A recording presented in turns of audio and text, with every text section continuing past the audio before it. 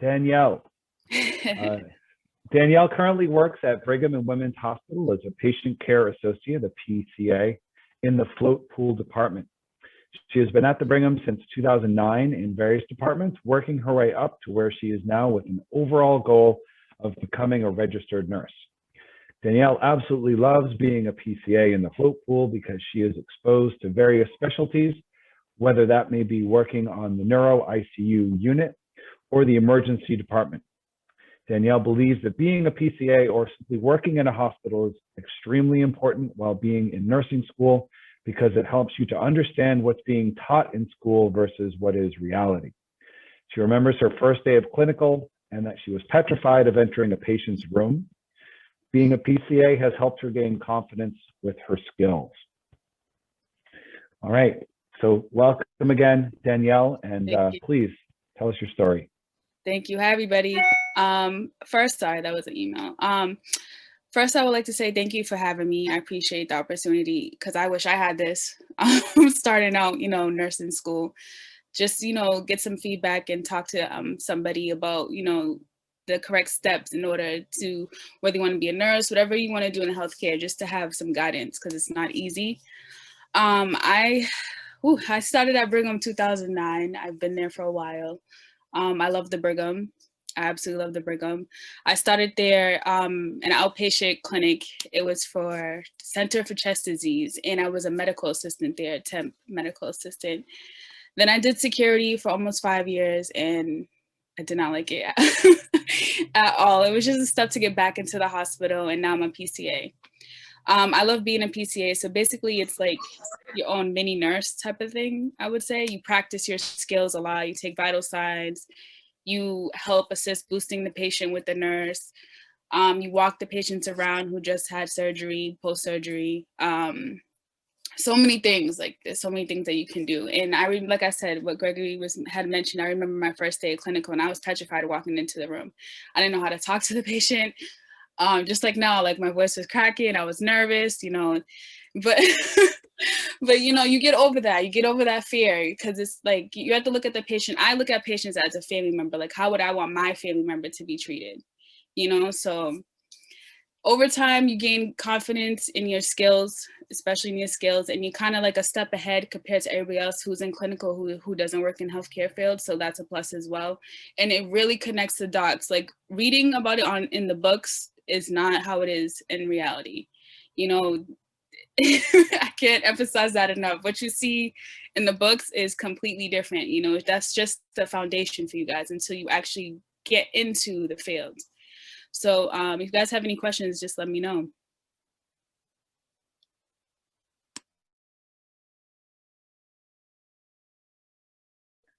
All right, well, that was a great introduction. So we're gonna have our student facilitator come on, Aisha, and she is going to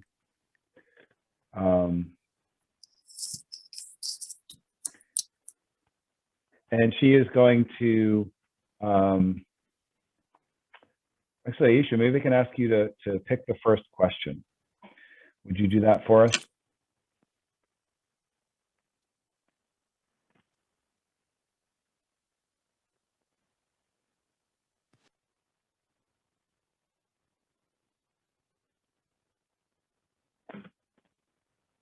Hang on 1 sec.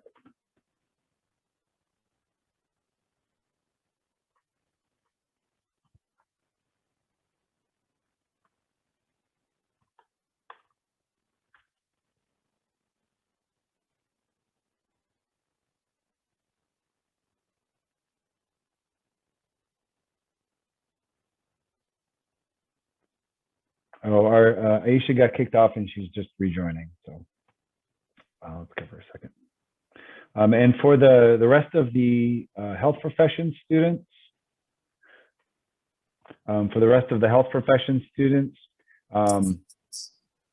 make sure that you go to the Google Classroom stream because that is where the list of questions is, and you're all going to be asking questions. Okay, so make sure that you go there and you check out the list of questions.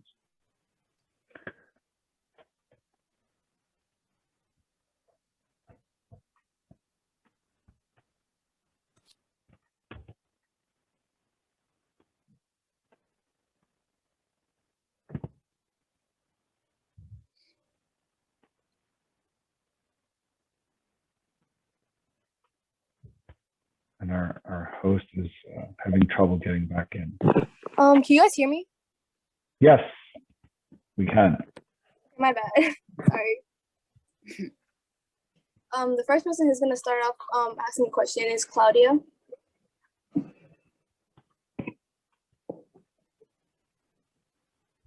Is Claudia here?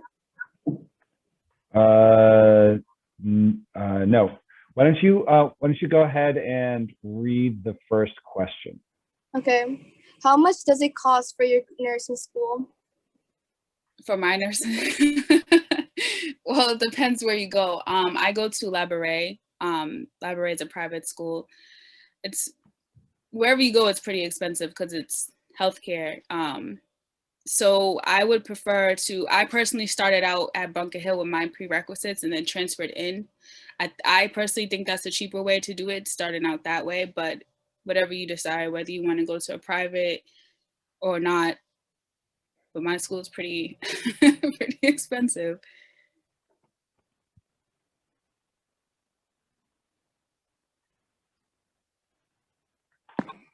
How long did it take for you to graduate? Oh, I'm still in school, honey. Is this Holden that's speaking? Yeah, I'm still in the school. So I probably have a year left, if that. Year or two left. Wait, when did you begin nursing school? When did I begin? I began spring 2019. Okay. Okay, what is the worst part of being a nurse? Or what is the worst part of being a nurse in school? I don't even know where to begin with that question. I would say right now during these times and these circumstances, because everything's online, it's not easy online. I don't know how you guys feel, but I personally don't like learning online. That's not what I signed up for, but this is the predicament or the times that we are in right now. But I would say that because you get more busy work online, I guess people feel like it's easier online. It's not easier online. It's harder online. I like human connection, face to face. You can't learn how to take care of a patient on a computer, so it's critical to be in clinicals and stuff like that. Can Elvison ask this question? Sorry, honey, what did you say? Can Elvison ask the next question? Yeah, go ahead. Anybody can ask questions. Okay. What is the worst part of being What is the worst part of being at a nursing school? I would say at nursing school, I would say the reading. It's very tedious. If you don't like reading, you got to find what works for you. Whether you take concept by concept, like one concept per day, but the reading, it's a lot. It's a lot for you to understand in a short amount of time and then apply it, whether you apply it in skills, whether you apply it to your exams, it's a lot. But the reading, you just got to find what works for you and stick to it, studying wise and reading.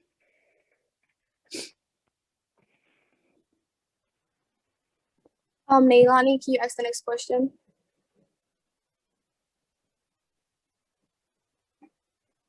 What is your weekly salary? Guys, I'm not a nurse yet.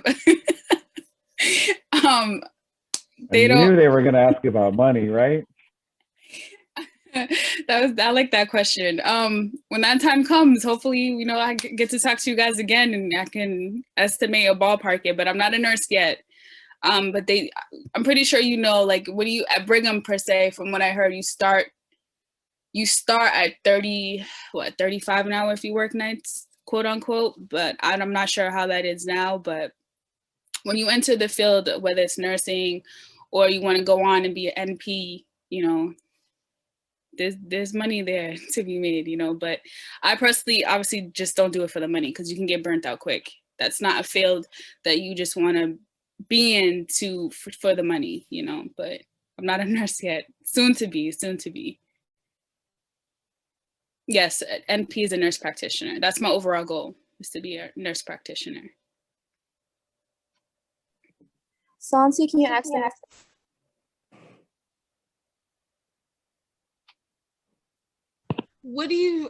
Oh, hold on 1 second. What do you feel your greatest skill as a nurse is? I would say making someone feel comfortable. It's not easy when you walk into that room. They don't know you, you don't know them. So you have to make them feel as comfortable as possible. You have to understand you're meeting someone for the first time at their most vulnerable state, or their best state, whether it's someone that just had a baby, but try to make them feel comfortable. Talk to them how you would want to be spoken to, treat them how you would want your family members to be treated, and vice versa.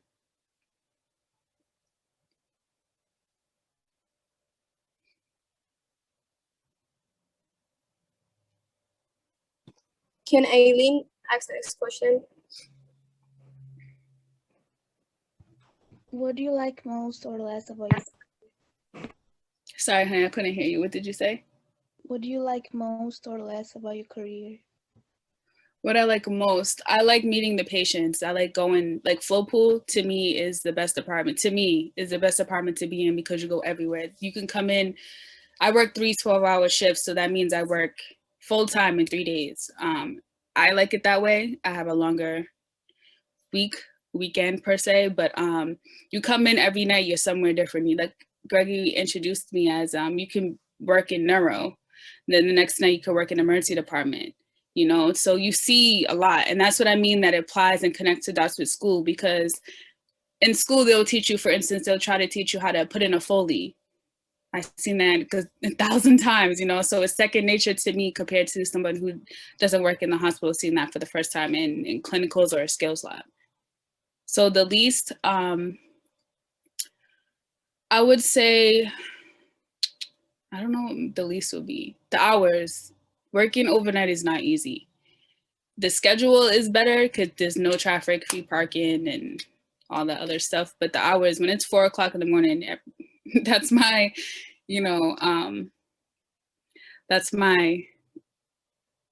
I'm crashing at that time. That's the best word I can put it. I don't think anyone is used to staying up at 4 o'clock in the morning working at that and then being in school as well. So it's not easy, but you gotta adjust and find what works for you. Oh, Gregory said, oh, can you tell everyone what clinical is? So clinicals, okay, so in nursing school, your schedule is very, very hectic, so you'll have theory and lecture. And that's when you come, before you would come in and listen to the instructor, teach the PowerPoint, take notes, ask questions, etc. Clinicals is a place where you would get assigned to hospital-wise, or I live at nursing living home, or wherever they place you. So I've been clinical-wise, I've been at the Carney a few times. I've been, I can't think of the name off the top of my head, but the Carney is totally different from Brigham. You see a lot more at the Carney, patient-wise, but yeah, you get assigned for a few weeks. Like last semester, I got assigned to Carney for 5 weeks, and we were working on a med-surg floor, and there were COVID positive patients, but we couldn't go into those rooms. And you just see a lot. You see a lot, and it exposes you to taking care of these patients and how to talk to them and how to deal with, because you're multitasking. It's not just one thing when you go onto the floor, you're multitasking, so.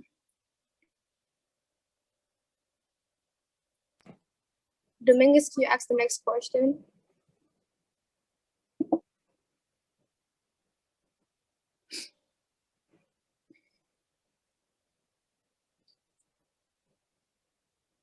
Is she here? She might not be here. So let's just go to the next reader. Okay, what would you suggest for us students who want to become nurses? What would I suggest, as in school-wise, or? I think school-wise and like how to prepare yourself for the education. Okay, I would say if you could, start trying to get working in a hospital, get your foot in the door. Again, I started in 2009 and I worked my way up to where I am now. And it took a few years, but when you set your eyes on something, you're not going to stop until you can accomplish that goal. So I would say try, whether it's transport, whether it's becoming a PCA. With a PCA, you have to, once you guys are in nursing school, you have to complete 1 semester of clinicals. That's your foundation. Then you become a PCA, or you can get your certificate as a CNA and try to apply as a PCA. But anywhere to work in the hospital, so it will help you understand how, you know, school is, and apply to schools that you know, don't apply to schools that people say, oh, it's so expensive. It's nursing school overall is expensive. Everywhere you go is going to be expensive. You know, just don't think about that. That's the least of your concerns right now. Just apply. Whether you want to start at Bunker Hill like I did and transfer out, go to UMass Boston or wherever, just apply. Leslie, can you ask the next question?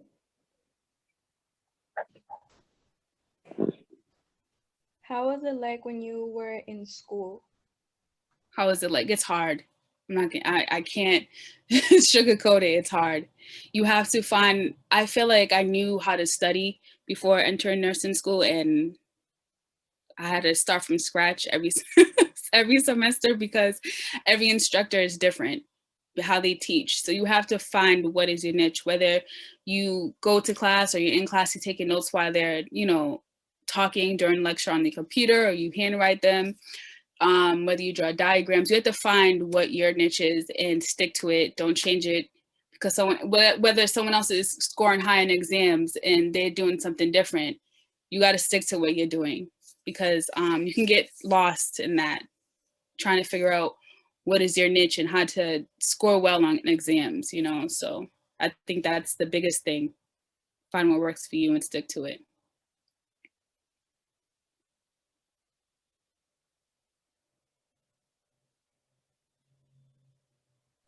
Can Paris ask the next question?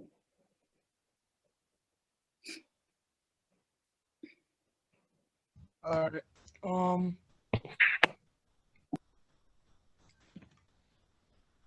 Number 7, right? You can pick whatever. Oh, all right. Was there a moment in your life where you regretted choosing this career? Yeah. And I'll touch base on that a little bit. I used to work in the MICU as well as a unit coordinator, and a unit coordinator is similar to being a secretary. And the MICU stands for the medical ICU, and you see everything. You see everything, you know. So there's times where it's tough, where you see people your age that, you know, pass on in a short amount of time, and you know, and it's like, what they mean when they say leave work at work, you have to try to leave work at work, because it would take a toll on you. But you know, when you love to care for people, I think that triumphs over wanting to quit or wanting to move on. I would definitely say during COVID, this has been hard, extremely hard, especially when COVID first hit March of last year. The hospital was very chaotic. Now it's more organized, especially now that with the vaccines rolling out and everything. But COVID definitely took a toll on everyone. Still is, you know. We have to wear either N95 or a regular face mask, depending on if you work 8 hours or 12 hours. It's not easy. So. But when you said you have to wear different face masks based on the time you work, like, do the face masks, are they in the same material or are they different? No, so the N95, so you would only wear N95, and that's like I'm not sure if you guys ever seen it, but basically it's when you actually go into a COVID positive room, that's when you will wear it. Some nurses prefer to wear it throughout the shift. I personally don't. I feel like when I wear a mask, I feel like I'm holding my mouth open the entire time and I can't breathe. So I hate wearing the mask. So I don't know how they wear N95 the whole shift. Do as you please. But yeah, so the N95 is when to protect yourself, you physically go in with full PPE, whether that may be a gown, goggles, the N95, gloves, you go in with full PPE. The face mask you could just wear, like I would just wear my glasses and a face mask walking around the pod. But when I go into a COVID positive room, you're wearing full PPE. So it's mandatory? Yeah, you have to. Okay, Aliyah, can you ask question 7?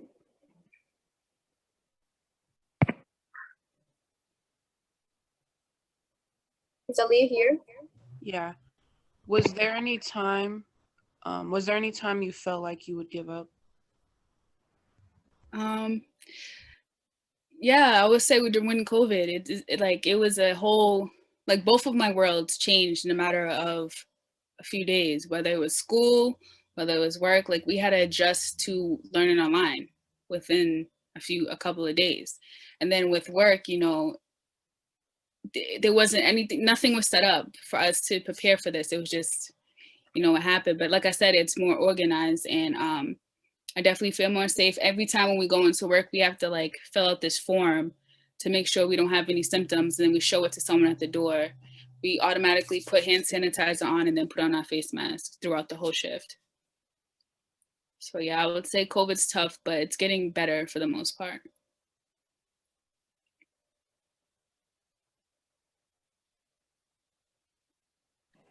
Can Joshua ask the next question?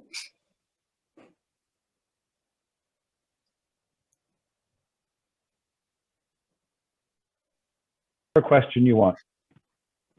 Is he not here? Okay, go back.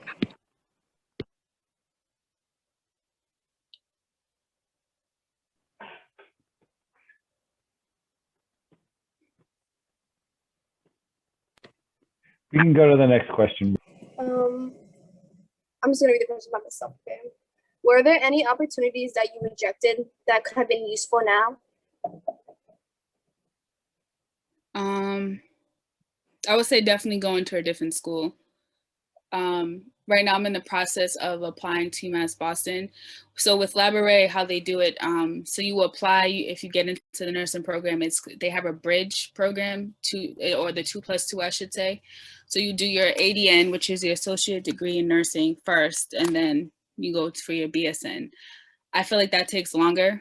I just got into Labouré per se because they didn't have the TEAS exam at the time, and I did not want to take the TEAS exam. So the TEAS exam is an entry-level exam to get into the nursing program. And it will test you on things from elementary school and high school, whether it's math, science, reading. And it's tough. It's not easy taking that exam to get into the program. And at the time, Labouré didn't require it. So yeah, I'm applying to different schools in the process of it, but it takes time with COVID and everything.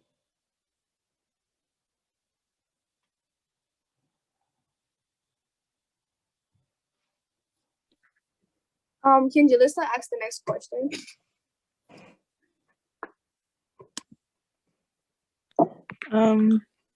What's the most hardest thing you had to deal with, like in nursing school? Well, in nursing school, I would say the exams. They're hard. They're hard. You would have to study. There's so many resources out there, and whether it's books, whether it's YouTube. I'm not sure if you guys heard of Nurse Sarah. We all call her the GOAT in in school. Nurse Sarah, if I can pay her my tuition, I would, because you learn so much through her, and she simplifies everything compared to the book. So the exams, it's NCLEX style questions. So you have to fundamentals. So you start with fundamentals. I say basic fundamentals, like it sounds like your foundation, vital signs, like basic things when you start. But when you get into med surg and maternity and pharm, the questions are hard. So Nurse Sarah, keep that in mind, write it down. Nurse Sarah, register. That's what you're gonna go to in school, in nursing school. I love her. I like Simplified Nursing. I think that's his name. YouTube is your best friend in nursing school. Yeah, go ahead, Greg. Reader. I didn't want to interrupt the students. So I'm always interested to hear what you would think would be good advice. Like, let's say that you could time travel back to being where these guys are, sophomores, juniors, seniors in high school. Mm-hmm. And what do you wish you did in high school that may be good advice for them to think about doing if they want to be where you are? They want to succeed at what you're doing. I would say I would take school way more serious than I did, especially your core courses like science, math. Like they look at that. They look at that when you apply to school. You have to have strong, your A&P 1, 2, human growth and development. So like we had taken sociology. I'm like, what does this have to do with, with nursing? But it does. It applies because you learn various cultures. You have to be open-minded, but be serious at the same time, because if you do want to be a nurse, they look at those core courses, you know? Yeah, Kristen, yeah. Yeah, so you have to, I wish I took it a little more serious and yeah, you know, back then I was like, you know, it's school, it's high school, but no, they look at that because that's your transcript, use that. And then for college too, when you start out, like if you apply and then you get into these prereqs, you have to take the prereqs serious because that will help you. So taking it more serious, guys. Thank you. You're welcome. Yes, Jesse, I will send you the link for Nurse Sarah. Yeah, I will. I will. Let me get that up now, and then I'll try to put it in here as well. Omar, can you ask the next question? What are some of the downsides of being in the medical field in general? Downsides, when you see, for me, it's kids. I want to be a NICU nurse, which is a neonatal ICU registered nurse. And when you see little infants, like small, palm of your hand, small babies really sick, it's tough. It's tough, you know. So the downside for me is the adults, like older people and kids, you know, see them really sick, and it's not easy being in that state, that vulnerable state.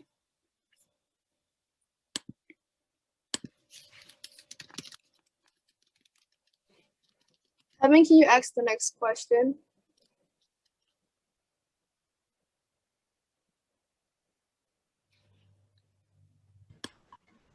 Do you ever wish that you chose a different profession? Oh, I like that question. So I always wanted to be a nurse for as long as I wanted to be a nurse. When you start out, you have to remember your why, whether it's, because that why is going to come up, whether it's in school, whether you're a nurse, whether you're on the floor, because it's not, it tests everything. Mentally, emotionally, spiritually, you have to remember your why. Why did you do this? So I try to remind myself my why. My why is my father. He had passed away a few years ago, and we were very close. So when times are tough, you know, I remember him and why did I want to do this, you know? But no, I always wanted to be a nurse. I kind of branched off a little bit when I first started my career. I went to criminal justice and that wasn't my thing. I worked in security, that definitely wasn't my thing. So just remember your why at all times.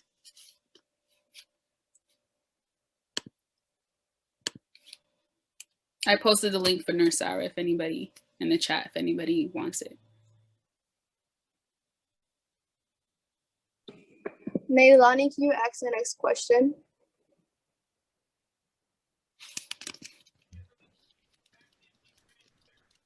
What do you do as a patient care assistant? Okay. As a patient, it's similar to a nurse, you know, your own little mini nurse per se. So what I would do, I would go into the floor, clock in, and then I would know my assignment. So I just got promoted recently, so I have more responsibilities. Thank you. So with my promotion, I get to watch people do lines, and you guys will hear that a lot in school. Well, lines are essential lines, whether it's a PICC line in your arm, a central line in your neck, a femoral line, there's lines. So I assist with that to make sure that everyone's following the protocol. It's safe for the patient, most importantly. But I will go in, I will get my assignment. These days I'm on the ICU. So the ICU is different from working on the med floor. I'll give you an example of that shortly. But the ICU, you just basically stock and turn. The nurses really take over everything because it's intense care. There's only so much a PTA can do. So we don't do vital signs compared to on a med-surg floor. You do vital signs on the med-surg floor. You empty drains. You take the patients to the bathroom. The list goes on. So I will come in, figure out what my assignment is, and whether I'm floated to a floor or on the beeper, which is the central line beeper, depends on what the night has. Yeah, you can ask a question, Ferris. At the midst of COVID, like I remember like last March, I saw like on my phone or like on the news like a lot of students were like being asked like to do like stuff like doctors that were in the profession like 10 years would do. So like were you asked to do anything that was like out of your reach? I don't know if that made sense. No, it makes sense. No, I was never asked to do anything out of my scope of practice because that's your scope of practice. You know, they can't force you to do anything that you're not trained to do. When COVID first happened, there was a lot of things that we're trying to figure out. So there's a lot of times a patient care assistant or associate would sit with a patient one-to-one. So you will get a lot of patients who are suicidal or they like to elope from the hospital and they can't leave for medical reasons. So we sit one-to-one with them. So when COVID happened, we're still trying to figure that out. Like how does this work? Because you can't physically sit in a room with a patient in full PPE with the N95 on for 12 hours. It's not safe for you. Girl, you laughing. For 12 hours and it's not safe for you. And it just, to me, it doesn't make sense. Like, why would we sit in that room for 12 hours? So the hospital of Brigham, they have, they call a central monitor, yes, virtual monitor. So basically it's like a camera that goes into the room and we turn it on and we watch the patient from a big computer screen and watch the patient from that camera. It's safer for us and it makes more sense. You know, now they have iPads, but we're still working that out. Whether you do sit or not, we have to get rotated every 2 hours because I personally, I do not want to sit in full PPE for 12 hours. I can barely breathe with a regular face mask, but with N95 in a hot room, it's not easy, you know, so.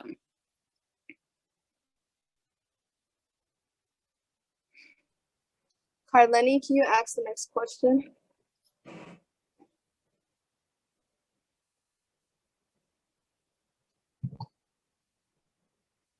Carleni?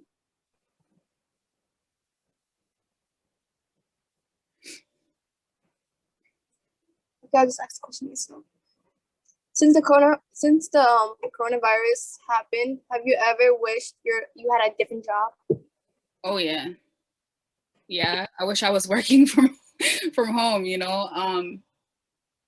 It's tough. It's tough when you see, when it first happened, we opened up a unit, float pool did, and there was times where I would work 7 p.m. to 7 a.m., come back later that night, the next shift, and at least five or six people weren't there anymore. They passed on.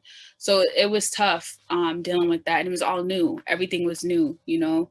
Now that we kind of understand it and now majority of the people at the hospital are vaccinated, it's not as intense as it was when it first happened.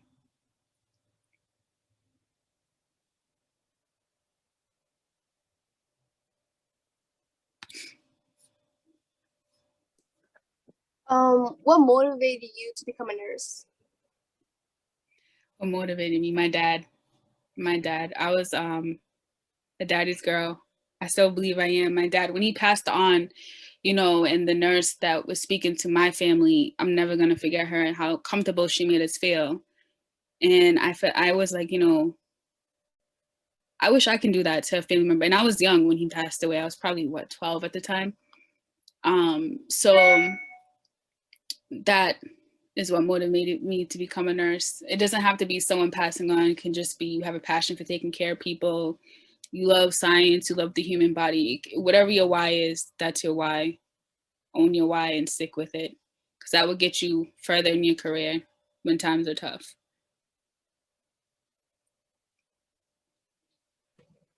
Jalissa, can you ask the next question?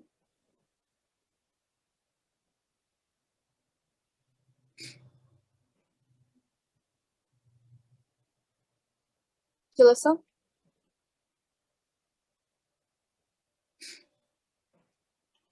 Okay, what was the best thing about nursing school? The best thing. I have a lot of best things, but I would say putting on my scrubs, feeling like, you know, part of the team, you know. Put on your scrubs, buying your stethoscope, you know, putting it on, being there for the patient, You know, it's hard to connect with someone you just meet, you know, so learning how to talk to them, being there for them in their worst or bad time. When you put on the scrubs, you understand you understand why you love what you do. You just feel a part of something great, you know.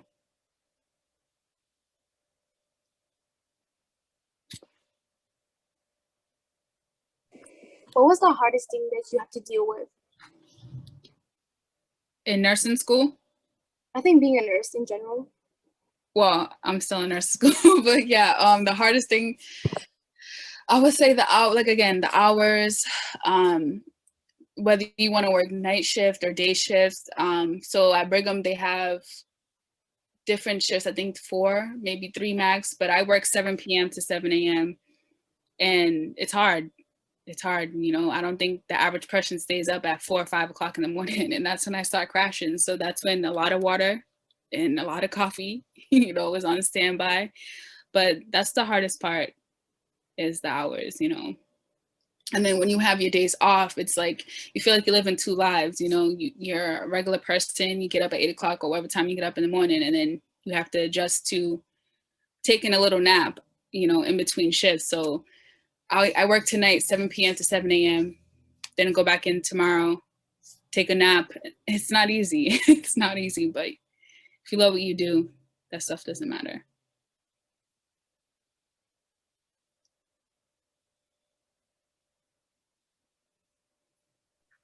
Was there ever a time where the cops were involved?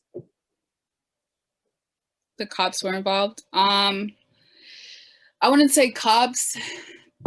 I would say I seen things, well, in security more, I've seen things working in the hospital, especially in the emergency department, you see a lot. But there's patients, again, who are suicidal.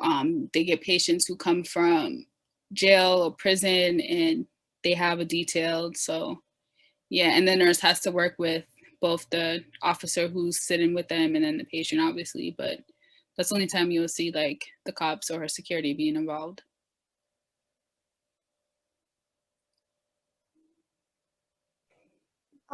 Does anyone else have any questions they want to ask?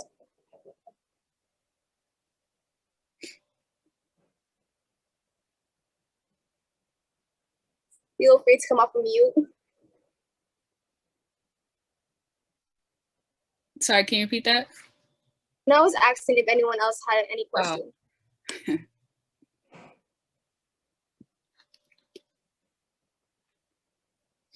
I have a question. Hi, I like your avatar. Thank you. Like, was this your dream job growing up?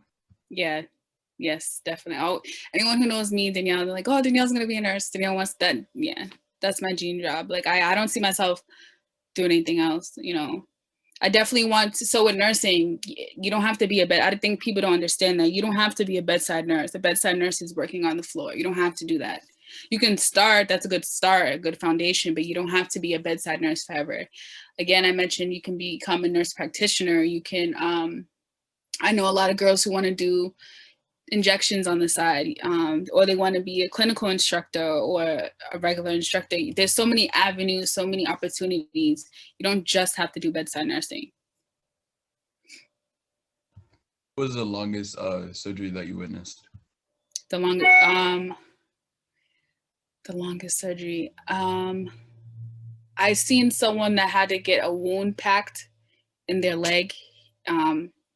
And the wounds, when you guys are later on down the road, you probably will see that, but the wounds are intense. You can either put your fist in it or your head. That's how big the wounds are. So we were in the room probably for 45 minutes and the nurse had to unpack it, clean it, sterilize everything, and then pack it again. That stuff didn't gross. There's some things that grosses me out, but that doesn't gross me out.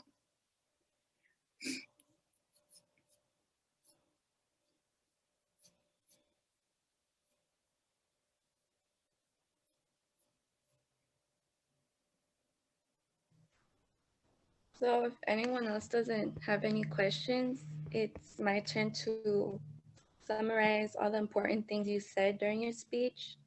Okay. And hopefully I did good. you really did. So I think one of the things that was really important and impactful was having a good relationship with the patient and like seeing your patient not as a problem to fix, but like Mhm. family, like someone who has values. Mhm. Another thing is the importance of taking your education seriously and giving your best effort in all your classes, because especially now, what you do in high school is what really counts if you want to get into the medical field. But I know it's not always about the education. You need to have like a passion to the career you want to be in, Definitely. especially when you said like during COVID and during like difficult circumstances, like when your passion is caring for others, it doesn't like matter the circumstances you're put in. It doesn't really stop you, even when times are difficult. Mhm. So it's important to remember why you chose to be a nurse or any other profession in general. And I think that's what makes healthcare more meaningful. Yes, yes, it does. And that's why I mentioned my why, because you will see nurses who, it's clear as day, you see nurses who do it for the money, and then you see nurses who genuinely care for people, so, and burnout is real. You get burnt out quick because it's not easy. It's not easy taking care of someone you just met, but remember your why, stick with it. That's your armor to get you through the tough times. Well, now I'm going to be thanking you. On Thank behalf of you. DSA Academy, we want to thank you, Ms. Gaines, for your time today and your willingness to share about your career and your professional journey from all of us. Thank you. Thank you, guys. And maybe everybody can unmute and give her a round of applause. Really was fantastic. So thank you. Thank you. Thank you. Thank you. Oh, I just want to say one thing before we go. It's okay to not like something. And what I mean by grossed out, don't think I don't love the profession. Every single nurse I met has something they don't like, whether it's sputum, whether it's blood. Don't let anyone stop you. Say, oh, you can't be a nurse if you don't like blood. I don't like needles, but I'm still trying to be a nurse. So don't let anybody stop you.